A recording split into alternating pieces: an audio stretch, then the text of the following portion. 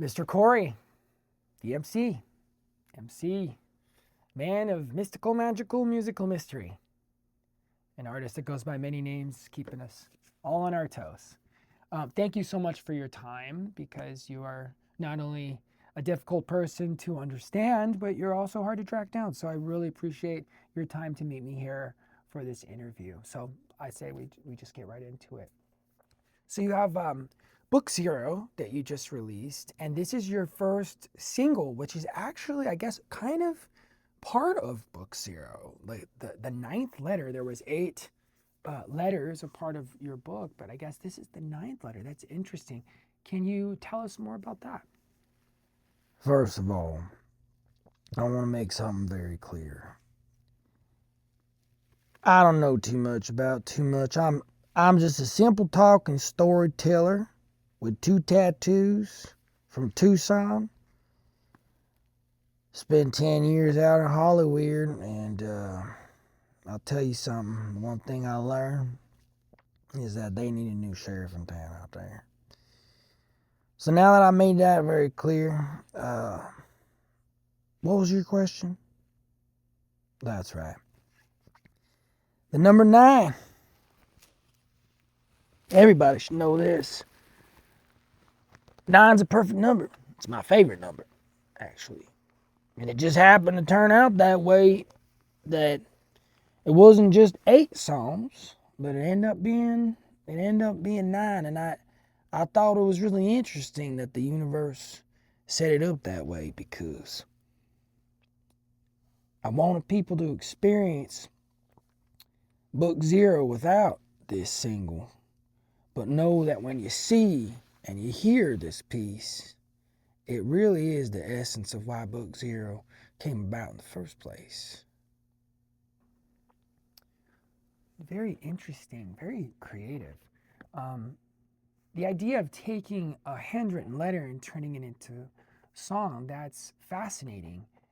Did you did you sing the song and make the melody directly verbatim based on the words from that original letter, or were there some changes that you made once you started recording the song?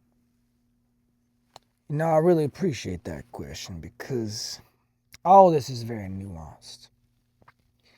There's no how to turn the letter into a song for dummies book. I'm the dummy, right? So, I sat with it, and a part of me was wondering how it all translates, because I just pour out my heart in this letter, and then I wonder, okay, now how's it gonna sound? What? How does it sing, right? And so I just, I think really there wasn't much changes. You go back and I think we got some images of the letter somewhere. I'm pretty sure at this point I'd written many songs, so I can sort of hear a melody in my head, right? When I'm writing, it's not just words, because the difference between, I say it all the time, the difference between poetry and lyricism is in the phonetics, the fun in the phonetics, you know what I mean?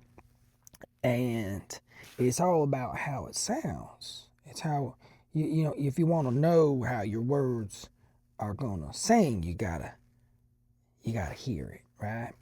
And so I had this ability at this time doing many songs that I could just hear what it might sound like without knowing the chords. But I can't help it. In all my writings, there's some level of some lyricism to all my writings. It's a little secret if you ever find my writings anyway. And those of you who stole my journals, you should give them back. 3 times they stole my journals out there. You should give them back. I'm just saying. Anyways. Interesting. So, with a lot of breakup songs, for lack of better terms, there are a lot of artists that take an opportunity with their gifts to really stick it to the other party and make them really feel it with by being very specific and maybe airing out their dirty laundry and really making sure people know the other side of the story. But it seems that in this letter, you didn't really do that. It almost feels like you're being positive and even forgiving. I don't know if that's where you're coming from, but please share your response to this, because we'd love to know. That's a pretty interesting question. Thank you for that. It's true. It's not uncommon that you see, an artist that might have a very public relationship like I did. And when somebody does you wrong, you kind of feel like compelled to do them wrong back, or maybe even do it worse. Especially when there's a lack of truth telling going on. You know what I mean? But you know what? At the end of the day, each of us has got to be honest with ourselves and who we really are. And that just ain't me. Although there was a time earlier, this is why I took my time to release this, because I would have maybe done something out of character. I might have gone there and maybe wouldn't be so quick to turn the other cheek. I wanted to defend myself. I wanted to protect my pride. But when I really settled with it, I was staring at myself in the mirror, maybe with some tears in my eyes. And I realized something, that what Lynette represents in this letter isn't really about a woman. It's about me dealing with myself in front of the mirror. And that's what we are. I reckon that's what we are with each other, aren't we? We're all just reflections of each other. You think about all the people in your life, and now imagine them all as reflections of yourself, giving you feedback of what you don't know about yourself yet. And aggregating that data and making sense of it, realizing your own identity. Then they're free. Some people are the allies, some people are the enemies in your story. They're just doing their job, aren't they? But the empowering thing, if you really go through the process, really sit with it, go in, lean into it. Don't run from it, don't escape. Lean into it, and you'll see what I'm talking about. We're all just an eternal reflection of each other, aren't we? Especially lovers.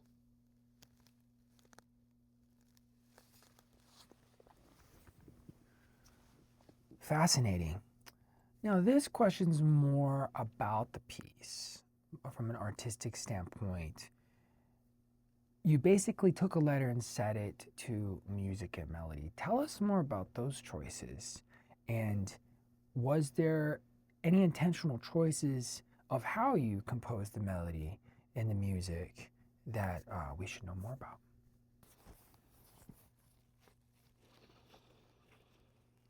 First of all, thank you for the question. 77 arbitrary points to you for doing such a great job. You're a good interviewer. Most people don't ask good questions. They could be more curious, I reckon. Anyways, the melody and the message and the music, right? Specifically, the melody making and the music process, yes. Because I had the message very clear in my heart and on paper, but then the composition decisions for what the top line, that's what we call it, the top line, and the harmonies, sometimes the chords change throughout the song. And that's how you create contrast. That's how you create a way to keep it interesting, right? But in this case, I felt like something needed to be consistent. I wanted the listener to really have something that kept them anchored in the piece, so that there was a tension of what to listen to, right? Because if there's so much change in the harmonies and the arrangement and all these fancy things going on, it might take away from drawing the attention to the melody. And I gotta say, of all the melodies I've ever written, this one came out probably one of the most intricate, sophisticated melodies, and really pushed some artistic edges for me, you know. But with those repetitive minor chords, and then it allowed the melody to really fly, right? It allows the melody to really fly when you got something to hold it down, and then you can really let it go. So I just sat with it every day. Every day I knew when it didn't sound right, and then I would wait till it would reveal itself, right? And the alchemy of what goes on when you're making something. You got to be a little obsessive. You know, guilty as charged. Cuff me. Throw me in kiddie prison. If that be a crime, being a little obsessive about what I want to communicate, then so be it. But I really already felt like I was in a prison. I might as well write something to maybe get me out of that situation. But that's really what it was for me, was the melody able to really soar over a consistently repetitive chord progression. And then the instruments really started making sense from there when I had a vision for what I call desert bass. Desert bass was the sound design. Maybe more on that later. Wow. So we're just talking about the audio record here and the making of the song. But were you envisioning this being a music video where you're going to embody your likeness and really bring it to life, or was that something that transpired later after you made the record? You know, that's a pretty interesting question. If I'm gonna be honest, I really don't know. When I'm surrendered in songwriting mode, of course, on some level, I really hope that there's a video, but that's not really what I'm thinking about at that time. I'm just wanting to make sure that the sound of the song, if it's a piano, or it's an ukulele, or a guitar, that when there's just that and the voice, the essence of the song, I want that to really communicate everything. That the listener can maybe have their own music video in their mind. If I've done my job right, that's how I reckon it will resonate with a real listener. However, the moment the song came out and I started sharing it with my close friends, it became a pretty popular idea. Say, hey, you should make a music video and put it out. I said, well, I reckon that could be a good idea. Perhaps. But when you make something that specific and vulnerable, the music video goes on a journey, just like the song. So there were several music videos to follow. I did one in Los Angeles. I did one back in Tucson. And then this one, the third one, here in Tucson, in my hometown. That was the right one. They say third one's a charm, right? Something like that. So tell us, why is it so important to you that there are visuals to each of your songs? Because I heard a little rumor that you said something very intriguing and provocative, that you have this secret catalog of finished records. And a curious mind wonders, why don't you just put them out? And I was informed that you will not be doing that until there are visuals to each of these songs. So what gives? Why is it so important to always have a visual to your records? You know, I gotta tell you something.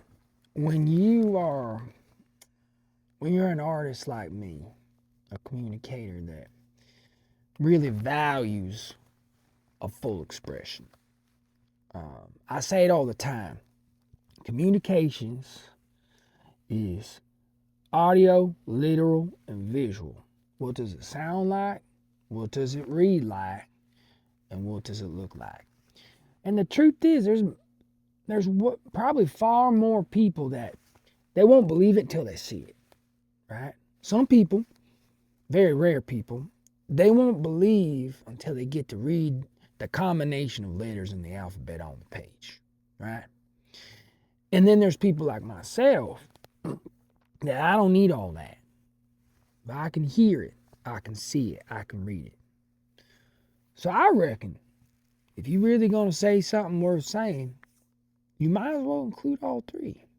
And that's really where that came from. I had all these records, and they can just get lost in the noise of the social medias. They can get lost in the noise of all the chatter. But when you really want something to hit, you want something to be felt, some people need to read them words on the screen. And that's what's going to help them really lock in. And the others, they want to see the body language. And they say, picture says 1,000 words. So how many words beyond even the lyrics are being said when you're watching a music video?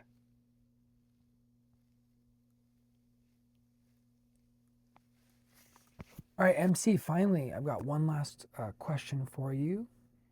How do you think that your experience throughout this whole entire record project could help others in relationship journeys as well? Where am I? Oh, yeah. You know what? That's actually probably the most important question. Because why else would you make art like this and slave over it? Try to crumple it, throw it in the trash, take it back out. You're going to put it out? No, you're not. You're going to make you're going to start all over and make it all over again. I did that several times. That's crazy. Nobody's getting paid for this. I'm not getting a dime. Probably cost me far more. So why make it? In hopes that maybe, just maybe, it could be a permission slip for somebody out there to say, hey, you can be vulnerable too. If this dusty old cowboy can open his heart in spite of all the messages in the world that really make it difficult, specifically for us cowboys, for us men, to be honest about how we feel. Maybe it's a permission slip for y'all. And maybe, just maybe, you youngsters out there, you're going to take a couple pages out of my book quite literally. Maybe take some caution. What do they say? You throw caution into the wind or something like that? Because the answer, my friend, is blown in the wind. And so when you get that message from this book, from this song, as maybe a caution. Choose your partner wisely. Because time is precious. Matters of your heart, precious. So special to connect with another human being that wants to share in love with you. But make sure that it's reciprocal. Make sure that somebody isn't just taking advantage, but instead they've earned your trust. Make sure you put people, especially those you love, make sure you know that you can trust the people that have the most weight in your life, to get access to your ear gate and your eye gate and to your heart. Make sure that there's a foundation of trust that's built on love and affirmation. And when you're loving and affirming, you will have trust. And when there's trust, you'll take risks. And if you take risks, that's where you get to experience the true magic. And that's what I hope. I hope everybody can find something in the music, the melody, the message, and now on this mini movie that maybe there's some sort of inspiration or some sort of invitation to maybe open your heart a little more and discover that the love you're looking for, it's not as far as you think. Sometimes it's a lot closer than you might imagine. That was a dramatic ending with it.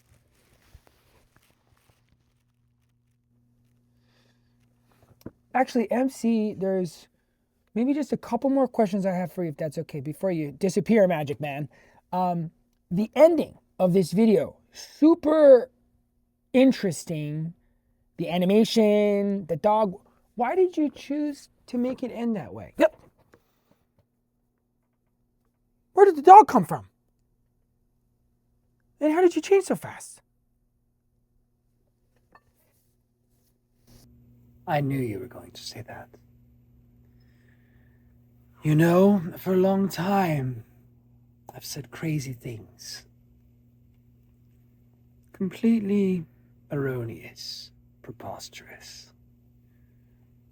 That one day in the future, there will be a very special show. And that show will be a mixture of all sorts of magical mediums. Modalities like live action, play, music, animation. And wouldn't it be a wonderful artistic piece of communication for audiences everywhere to see that there is no separation between the character that you see on stage or in a video or in a film and their animated likeness, with zero separation, fluidly going in and out of a magical world and the reality that we all live in. So what you're seeing at the end of Dear Lynette is more than just the closing of a letter and the finishing of a book.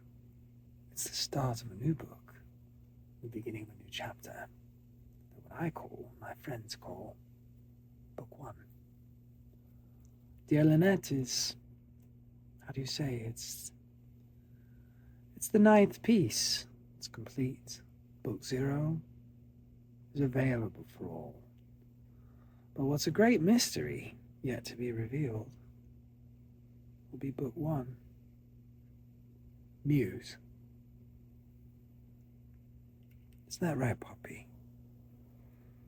The world doesn't know what you're about to reveal with me, do they? But they're about to. I like to say, stay tuned and to be continued.